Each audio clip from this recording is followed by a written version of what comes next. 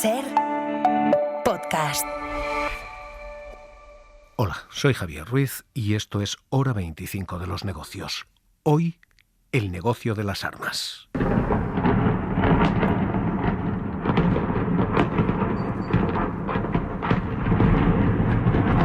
Detrás del sonido de los bombardeos en Donetsk, Где-то там. Кассеткой. detrás de esas bombas hay un negocio At Lockheed Martin, we see things differently. que suena We así. look for innovation and see how it can move the world. Because our mission means more than just protecting tomorrow. It's about propelling it forward. So we use the Esta power of es data la to build conclusión powerful connections. de los balances de armamento de los últimos 2 quinquenios. Estados Unidos sigue siendo el gran fabricante, el gran vendedor de armas y Ucrania se ha convertido en el gran comprador. Take a closer look at Lockheed Martin and you'll find a team of innovators. El comercio de armas ha cambiado de destino, pero no de origen. Estados Unidos sigue siendo el gran proveedor, provee más que los otros 8 grandes exportadores juntos. Y lo que sí ha cambiado es el comprador. El gran cliente ahora es Europa y va a serlo todavía más porque Europa, lo hacía von der Leyen, anuncia la era del rearme. We are in an era of rearmament. And Europe is ready to massively boost its defense spending, both to respond to the short-term urgency to act and to support Ukraine, but also to address the long-term need En to take on doble more perspectiva, de corto y de largo plazo, decía. our own European security. Así que hoy vamos a leer el negocio de las armas. Quiénes venden y quiénes compran, cuánto y cómo. Este hoy es el paisaje y la fotografía, esta es la radiografía de, primero, un Estados Unidos que es claramente el gran vendedor, el gran beneficiario de cada conflicto en el planeta. Today you spoke about hoping to have three-way talks with President Xi and President Putin. Y esta es la pregunta que se plantea a Donald Trump, si esa desestabilización es rentable para Estados Unidos. Keen to speak to America's adversaries than to its allies. We had some talks, and we told the European Union, we told the NATO people, largely they overlap, you have to pay more money because it's unfair. Con Estados Unidos diciendo, tienen ustedes en la OTAN, en Europa, que gastar más en armamento. Going into Ukraine using for Lo que nos ha dejado el último quinquenio, porque CIPRI, el informe sobre armamento que se publica, hace balances cada 5 años, lo que nos ha dejado el último quinquenio, el de 2020 a 2024-25, frente al de 2019 hasta 2020, ese último quinquenio nos deja que Estados Unidos ha aumentado sus exportaciones de armas un 21%, que ha aumentado su cuota de mercado. Antes, 1 de cada 3 euros que se movían en ese mercado se movían en manos americanas. Era el 35%. Hoy es el 43%, casi la mitad. Estados Unidos exporta tanto como los otros 8 grandes exportadores juntos. Este es el calibre de lo que está vendiendo. Estados Unidos exporta a 107 países, con Arabia Saudí y con Ucrania como gran comprador. Y ese es el otro lado de toda esta jugada económica. Estados Unidos vende, Ucrania se ha convertido en el primer comprador de armas de Europa y del mundo. Будуть хотіти юридичну відмову від наших територій, також суттєвої політичної деформації України з послабленням Volodymyr українських Zelensky інституцій. detallando los compromisos de armamento con Estados Unidos. Ми всі в Estados Україні Unidos vende el 9,3% de todas las armas. Ucrania compra el 9,3% de todas las armas americanas це не вийде. y Мир el буде 26% siguiente se lo compra a la Unión Europea. Así que tenemos claramente en este presente una figura muy bien dibujada. Estados Unidos vende, Ucrania gasta y dispara. Este es el presente del negocio. El futuro de este negocio va a ser todavía mayor, dice hoy CIPRI. Ese negocio es el negocio del rearme. We know that we will need more than 2%. The Secretary General of NATO speaks of north of 3%. And this is a call that goes to all of us in the Von der Leyen alliance, or confiesa que el gasto va a tener que superar el 2% que se fijaba como suelo en la OTAN, que probablemente esté más cerca del 3% del PIB. Y ahora mismo esto es lo que se dibuja como futuro, más gasto, que van a ingresar de nuevo Estados Unidos, aunque, Antonio Martín, ¿qué tal? Muy buenas noches. ¿Qué tal, Javier? Buenas noches. Aunque también Francia, porque los dos grandes fabricantes y los dos grandes exportadores de cara al futuro son los dos grandes poderes, Estados Unidos y, sorprendentemente, Francia también. Sí, por muchos mensajes que lleguen desde la Comisión Europea o desde países concretos, lo cierto es que los contratos firmados siguen anticipando una dependencia de Estados Unidos a largo plazo. Los propios creadores del informe reconocen que, tal y como está el escenario geopolítico ahora mismo, es imposible hacer una previsión concreta, pero las cifras hablan por sí solas. Estados Unidos debe entregar aún 996 cazas, más de 300 helicópteros o más de 400 tanques. 13 países están esperando, de hecho, misiles de largo alcance que se están fabricando en Estados Unidos. Así que va a seguir teniendo mercado, no solo europeo, también otros que ya domina, como el de Arabia Saudí o el de Israel. Otro actor interesado en el que los mensajes políticos tienen una lectura de economía militar es Francia. Nous équiper davantage, hausser notre position de défense. Este es Emmanuel Macron en su discurso a la nación de la pasada semana, donde defendió el rearme y que Europa debe estar a la vanguardia de ese aumento de su capacidad defensiva. No es una simple petición política por el riesgo que supone Rusia. Hay intereses porque Francia es el segundo vendedor a nivel mundial y tiene ahora mismo 214 cazas pendientes de entregar y más de 500 blindados. Son los dos países que van a seguir liderando las exportaciones, lo que hace, por tanto, más comprensibles sus mensajes militaristas de los últimos tiempos. Y algún detalle más: Rusia está afectada por las sanciones, China ha aumentado su producción nacional para sí misma, pero ambos van a vender centenares de tanques, prácticamente 1 millar entre los dos, y también 500 blindados y 3 barcos de guerra tiene España pendientes de entregar. Así que el negocio de la guerra, de esta inestabilidad muchas veces causada por Estados Unidos, favorece, oh sorpresa, a Estados Unidos. Y el despliegue del escudo europeo que está impulsando Francia, sorprendentemente, beneficia sobre todo a Francia. Este es el paisaje que nos deja el escenario de presente y de futuro, con una Europa comprometiéndose a aumentar todavía más su compra de armas y teniendo como único proveedor a Estados Unidos. Estados Unidos ha visto cómo las exportaciones de armamento desde Estados Unidos hasta Europa se han triplicado, han subido un 233% del cuatrienio anterior al cuatrienio actual.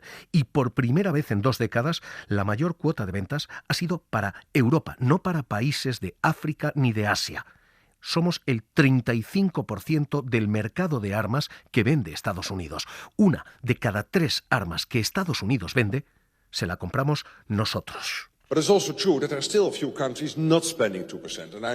cierto que todavía hay algunos países que no están gastando el 2% en defensa. Estoy hablando con ellos de manera activa e intencionada para asegurarme de que aceleren y alcancen ese 2%. Con la OTAN amenazando, hay que comprar más y gastar más o nos va a visitar. Responden a mis llamadas, puede que reciban las llamadas de un hombre muy agradable en Washington que podría ser menos comprensivo. Digamos que tiene otras limitaciones de tiempo para que esto se logre. Y la amenaza de la OTAN está funcionando. País tras país tras país, todos están aumentando su gasto militar. Lo ha hecho Alemania, eliminando el freno de la deuda para poder gastar lo que sea necesario en defensa. Lo ha hecho Reino Unido. Yesterday evening, the UK signed a £2.2 billion loan to provide more military aid to Ukraine. Anunciando 2.200 millones extras de ayuda a Ucrania, más gasto militar. Lo ha hecho Francia también.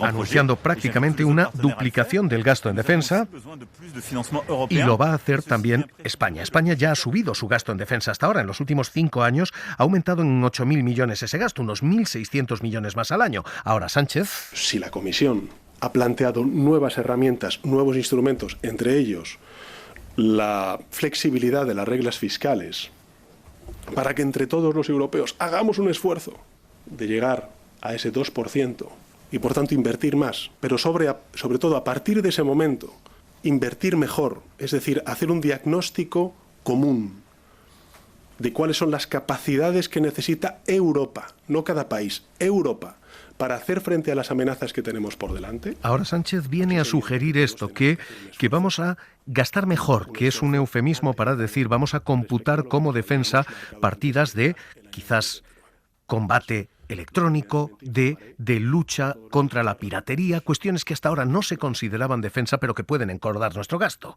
Lo que tenemos, Antonio, con esta radiografía, de nuevo, hagamos lo mismo en dos tiempos, es qué ha hecho España, qué va a hacer España, qué es lo que ha hecho España. Hasta ahora hemos ido aumentando ese gasto en defensa, ¿no? Pues en el caso de España, también desde 2020 registra un incremento de la exportación de armamento. El 3% del equipamiento militar que se vende en el mundo es de procedencia española. Antes de 2020 era algo más del 2%.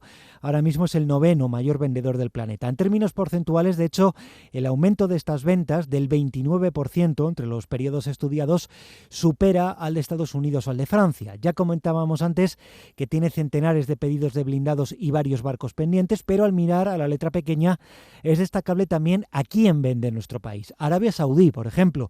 Solo Estados Unidos tiene un negocio mayor con Riad, y también a países relevantes de la OTAN. Canadá, del que España es el principal suministrador, también lo es de Turquía, o al Reino Unido, donde España es el tercer distribuidor. Hay, eso sí, dos elementos que diferencian a España y que van unidos el uno con el otro. No figura entre los 40 principales importadores de armas y es el país de la OTAN que menos gasta en defensa, pero como hemos visto, forma también parte del negocio. Estos van a ser, gracias Antonio, nuestros clientes.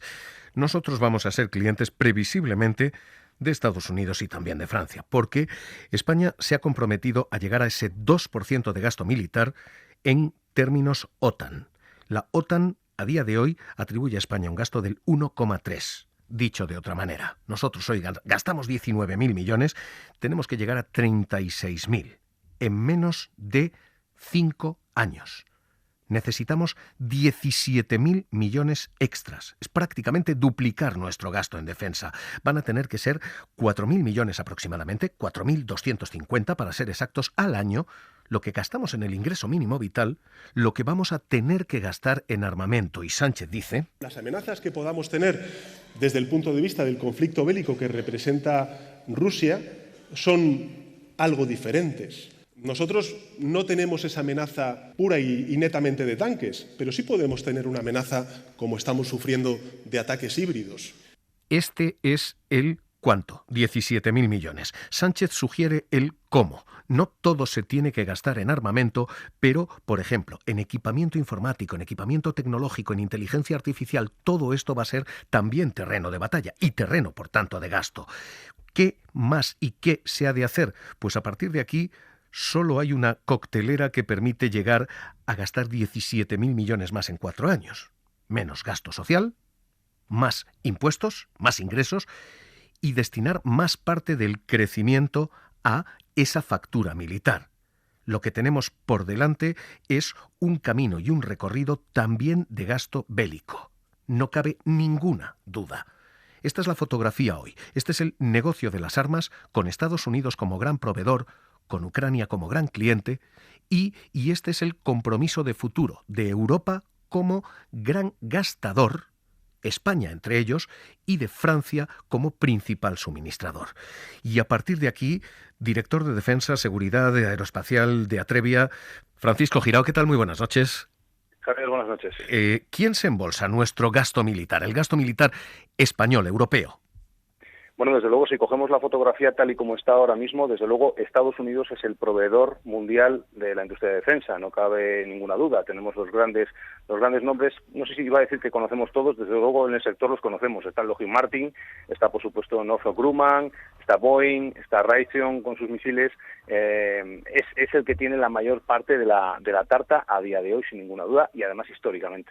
¿Hay capacidad de suministro desde aquí si Europa decide comprar aquí? Porque ahora mismo esta es la gran apuesta. Los CEOs de las grandes armamentísticas europeas confiesan que su inventario está en niveles mínimos y que su producción, escuchábamos a BAE Systems. When the war started, we could scale up production out of our existing manufacturing footprint and in many cases está en niveles mínimos. Pero es que Rheinmetall dice literalmente lo mismo, que el periodo de ventas es fantástico, que su perspectiva de negocio de armamento es estupendo, pero pero que quizás no tienen capacidad para suministrar al mercado. Incluso si Europa decide comprar europeo, ¿hay capacidad para abastecer al mercado europeo? Hay un asunto que es, yo creo que fundamental y puede servir como ilustrativo, y es el tema de la munición. Rheinmetall es un buen ejemplo. Esto provocó incluso movimientos empresariales justo antes y después de la invasión de Ucrania, de la última fase de 2022. Los alemanes, Rheinmetall, compraron fábrica de munición aquí en España. Antes lo habían hecho los checos, en el caso de la fábrica de municiones de Granada. Y verdaderamente es la gran carencia, las municiones. Nosotros, por ejemplo, tenemos clientes que directamente, y no es un gran secreto de Estado ni mucho menos, tienen la producción vendida para 3 años y casi 4. Entonces, es muy complicado. Pero las carencias no son solo en munición. Recientemente hemos sabido cómo la presidenta de la Comisión ha pasado al Consejo y ambos han aprobado y ahora está en trámite de Parlamento esos aumentos de los que estás hablando, de 800.000 de hasta 800.000 millones, y las carencias de Europa van desde la defensa aérea y antimisiles a sistemas, por supuestísimo, de artillería. Ya he previsto además algún fondo para desarrollo de sistemas de artillería, no solo convencionales, sino también con capacidades de ataque profundo de hasta 200 kilómetros, mínimo de 200 kilómetros, misiles, drones, inteligencia artificial, por supuestísimo. O sea que las carencias son bastantes, Javier. No se retire Pablo Anzola, ¿qué tal? Muy buenas noches. Hola, buenas noches, Javier. Lo que hemos visto es exactamente esto. Hemos visto cómo la venta de armamento americano ha disparado durante muchos meses a las empresas de armamento americano, pero en las últimas semanas... How to deal with uncertainty in times of dramatic change. Our world is about to lose its balance. Rheinmetall está vendiendo esto. Cómo lidiar con las incertidumbres en momentos de tensión. We are facing wars and tensions. Cyber threats. Esta es la publicidad de la gran armamentística europea y lo cierto es que en bolsa, Pablo, lo que se está disparando ahora es la industria del armamento europea. Sí, eso es, Javier. Todo este discurso de rearme ha servido de catalizador para las principales compañías del sector de la defensa. En el último mes, de hecho, los grandes proveedores militares europeos se han disparado en torno a un 50% en bolsa. Es el caso, por ejemplo, de la compañía italiana Leonardo, de la francesa Thales o de otro de los grandes contratistas del sector de la defensa, Bae Systems, que ha subido en torno a un 30%. Sin embargo, hay dos compañías europeas a las que este rearme les está sentando especialmente bien. Las dos son alemanas.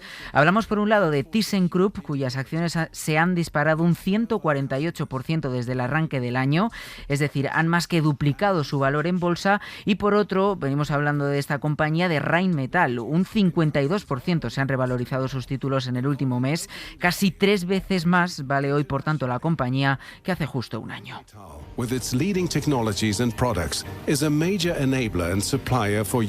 Francisco Girao, el gobierno aquí en España está diciendo quizás no hay que gastar en armas. ¿En qué otras cosas, si no es armamento, en qué otras cosas podemos gastar para lo bélico? Claro, lo que pasa es que España parte de una posición muy en desventaja. Has estado repasando los datos y cantan, entonces necesitamos prácticamente de todo.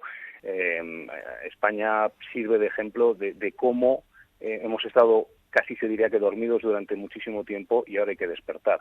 Si me preguntas por todo lo que no sea armamento, me reitero, asuntos relacionados con la inteligencia, además en muchos de estos asuntos, y si miramos ya el dominio espacial, tenemos a Indra ya interesada en ese aspecto. Hemos lanzado recientemente además un nuevo satélite de comunicaciones militares que, por cierto, dará servicio no solo a las Fuerzas Armadas españolas, sino también a los aliados. Entonces, ese es un poco el conglomerado de esos soft skills, pues llamémoslo así, en el que todavía podemos crecer. Pues Francisco Girao, director de Defensa, Seguridad y Aeroespacial de Atrevia, gracias por estar con nosotros aquí en la SER. Un abrazo.